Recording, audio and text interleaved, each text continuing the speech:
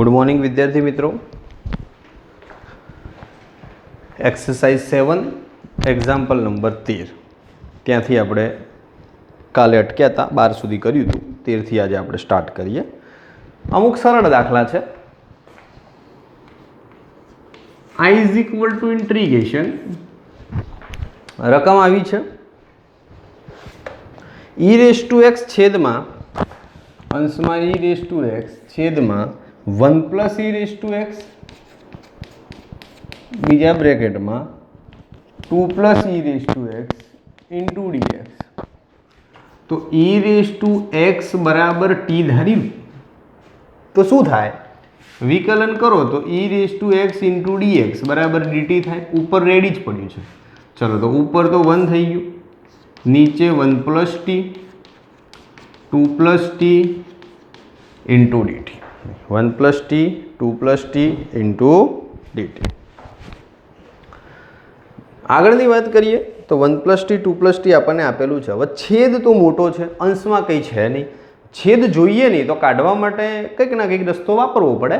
તો છેદ જેવું અંશમાં લાવવાનો પ્રયત્ન કરું છું। જોજો કે ભાઈ 2 plus t minus 1 plus t, છેદ જેમ છે એમના એમ 1 plus t into 2 plus t into dt। ઉપરનો અંશ તોડો તો 2 plus એટલે 2 minus 1 1 એ તો ઓલરેડી છે જ, અને t minus t 0 તો આપણે કંઈ જ નવું લખ્યું નથી, લખ્યું ઘણું બધું પણ ટૂંકમાં આપણી જોડે કોઈ જ એક્સ્ટ્રા એક્ટિવિટી છે નહીં। હવે આખો બ્રેકેટ પહેલાંના છેદમાં જાય તો 2 plus t ઉડી જાય તો 1/1 plus t અને એનું સંકલન આપી દો, અને 1 plus t ઉડી જાય તો 1/2 plus t into dt। તો શું આવશે? log mod 1 plus t minus log mod 2 plus t plus c। ટીની કિંમત મૂકો તો log mod 1 plus e raised to x minus log mod 2 plus e raised to x plus c। log છે તો ભાગાકાર કરવો હોય તો કરાય, પણ કમ્પલસરી છે નહીં, ના કરો તો પણ સાદું રૂપ ઇનફ જ છે, ચાલે બેટા આટલું। નંબર 14 ઓલમોસ્ટ આના જેવો સેમ દાખલો છે। i બરાબર ઇન્ટિગ્રેશન આવું જ છેદમાં બે પદો છે, એક x square plus 1 x square plus 4 x square plus 1 x square plus 4 into dx. હવે અહીંયા અંશમાં કંઈ નથી એટલે ધારવું જરૂરી નથી, જો ધારશો તો પાછું કંઈક નવું આવશે, એટલે ધારવાનું નથી, પણ એવું બેલેન્સ કરવા માટે અંશમાં કરવું જ પડશે। તો બેલેન્સ આવું કરી શકાય।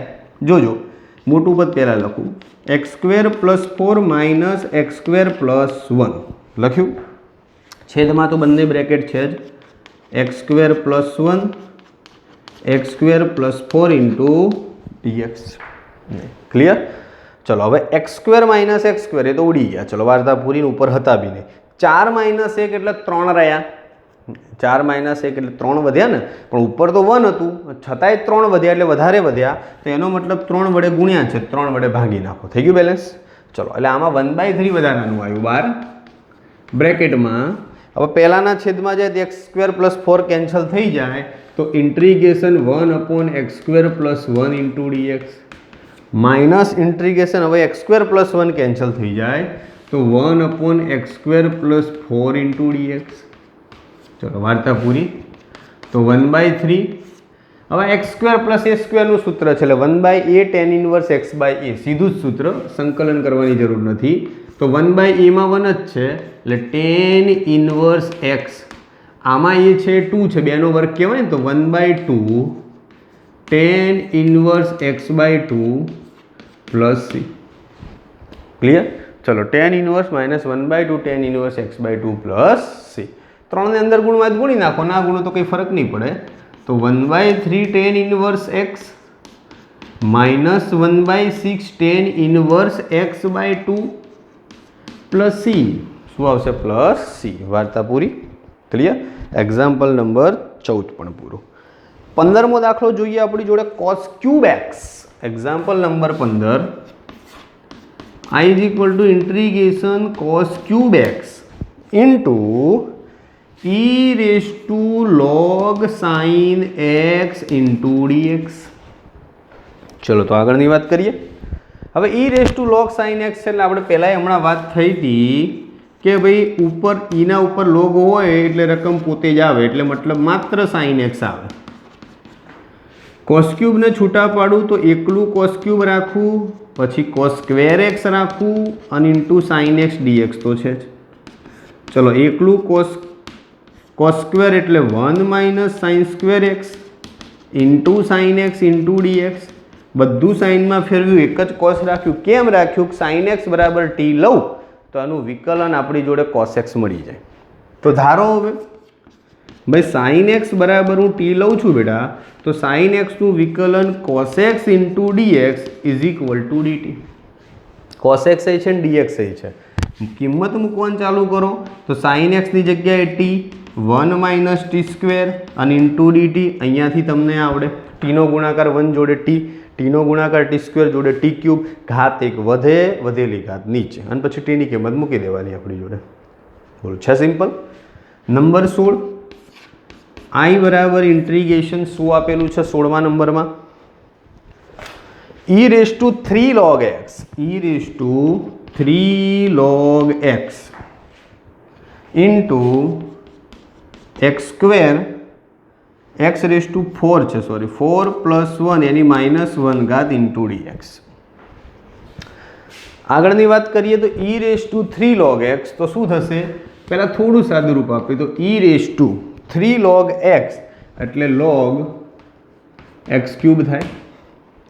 હવે x રેઝ ટુ 4 પ્લસ 1 એની કેટલી ઘાત છે? -1 ઘાત છે. હમણાં રહેવા દો, હમણાં એને કંઈ કરવું નથી. x રેઝ ટુ 4 પ્લસ 1 એની -1 ઘાત ઇન્ટુ ડી. ચલો એની ઉપર લોગ સાથે હોય એટલે રકમ પોતે જ આવે, એટલે ઉપર એક્સનો ઘન જ વધ્યો, અને આ માઇનસ ઘાત છે, વચ્ચે ગુણાકાર છે, માઇનસ નથી, આ માઇનસ ઘાત છે એટલે એક્સ રેઝ ટુ 4 પ્લસ 1 એની -1 ઘાત છે એટલે નીચે આવી ગયું. બોલો હવે કમ્પ્લીટ સેટઅપ. હવે છેદમાં એક્સ રેઝ ટુ 4 પ્લસ 1 છે બેટા, તો એક્સ રેઝ ટુ 4 પ્લસ 1 એના બરાબર ટી લઈ લો. કેમ ટી? કારણ કે ઉપર એક્સ ક્યુબ રેડી જ છે. ચલો ઘાત આગળ, ઘાતમાંથી એક ઓછું ઇન્ટુ ડીએક્સ, 1નું તો 0 જ થઈ જાય, પણ મારે માત્ર એક્સ ક્યુબ ઇન્ટુ ડીએક્સ જોઈએ છે તો ડીટીના છેદમાં 4. એક્સ ક્યુબ ઇન્ટુ ડીએક્સ જોઈએ છે તો ડીટીના છેદમાં 4. આગળની વાત કરીએ તો X cube into dx is equal to ડીટીના છેદમાં 4 છે. મૂકો કિંમત ઉપર તો ઇન્ટ્રીગેશન શું આવશે? ઉપરની તો વાર્તા પૂરી થઈ ગઈ છે, 1 અપોન આખું ટી લઈ લીધું છે ને ડીટીના છેદમાં 4 છે. ચલો 1/4 બાર 1/t છે એટલે શું કહી શકાય? log t plus c. મૂકી દો કિંમત તો 1/4 log t એટલે શું છે? માનાંકમાં x raise to 4 plus 1 plus c. સરળ છે, એમાં કંઈ ખાસ નવું વિચારવાનું નથી અને ડાયરેક્ટ જવાબ પણ લખી શકાય એવું છે. બોલો કમ્પ્લીટ. 17મા દાખલા ઉપર આવીએ. 16 પછી 17. i is equal to integration, રકમ કંઈક આવી આપેલી છે આપણને. પહેલાં પાછળનું પદ આગળ લખું છું, f of ax plus B આખાની n ઘાત, અને એનું વિકલન f dash ax plus B છે ઇન્ટુ ડીએક્સ.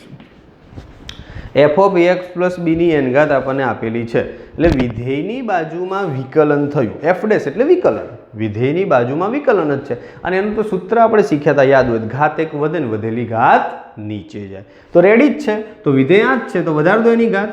તો f of ax plus B આખાની ઘાત એક વધે એટલે n+1, વધેલી ઘાત નીચે એટલે n+1. હા, પણ એક્સનો સહગુણક એ છે તો એ વડે ભાંગવા પડે, આ ખાસ ધ્યાન રાખવાનું. એક્સનો સહગુણક હોય એટલે ભાંગવા પડે, બાકી ના ભાંગો તો કોઈ પ્રોબ્લેમ નથી. ડાયરેક્ટ જ જવાબ હતો, MCQમાં પૂછાય એવો દાખલો છે, વધારે કે એટલો બધો માર્ક્સનો હેવી દાખલો નથી. નંબર 18થી થોડાક લાંબા દાખલા ચાલુ થશે. 17 સુધી બેટા મેથડમાં શોર્ટ દાખલા હતા, 2-2 માર્ક્સની વેરિએશનવાળા, કારણ કે 3-4 વધુ 5 સ્ટેપમાં જવાબ આવી જાય, એનાથી વધારે નહીં. પણ 18થી લઈને જનરલી તમે ગણો તો 18, 19, 20 આ બધા 3-4 દાખલા એવા આવી રહ્યા છે, 22, 23, જે તમને 8-10 સ્ટેપ કરેલો 3 માર્ક્સના લેવલવાળા દાખલા છે. તો એનો પહેલો 18મો જોઈએ. ચલો, અને થોડું ધ્યાન પણ રાખવાનું છે. શું ધ્યાન રાખવાનું છે જોઈએ. i is equal to integration 1/√માં બેટા આપેલું છે સાઇન ક્યુબ એક્સ અને into sine X plus alpha. ચલો ધ્યાન રાખજો થોડું.